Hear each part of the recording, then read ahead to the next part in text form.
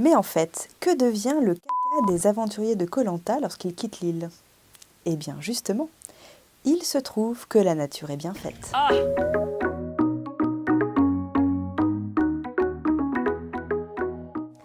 Sachez que dans les années 60, Käthe Seidel, une botaniste allemande, étudiait les zones humides. Et elle s'est rendue compte que ces zones humides étaient capables de rendre l'eau plus propre. Et c'est comme ça qu'est née la phytoépuration. Mais vous allez me dire, comment?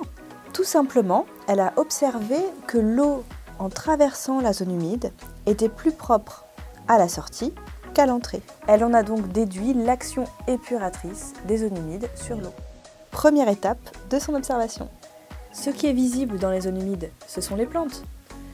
Elle a donc pensé que c'était les plantes qui étaient à l'origine de cette action épuratrice. Elle a donc commencé à faire des cultures de roseaux, d'iris, de salicaires, racines nues dans l'eau.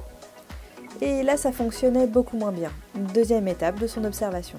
Parce qu'en fait, la zone humide, c'est un écosystème complet composé de plantes, leurs racines, les graviers et les bactéries. Et donc la filtration se fait par l'ensemble de cet écosystème. La chance a fait que Käthe Seidel a pu tester sa découverte en France, chez une amie, qui tenait un centre pour enfants handicapés dont les eaux usées n'étaient pas traitées. Ce centre est devenu la première station expérimentale de phytoépuration sans pré-traitement. Et ce qu'il faut savoir, c'est que c'était en 78. Ça fait 40 ans et ça marche toujours aussi bien. Pour en revenir à koh Lanta, c'est pareil.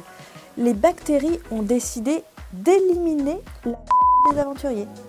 Et leur sentence est irrévocable. Comme quoi, la phytoépuration, c'est logique.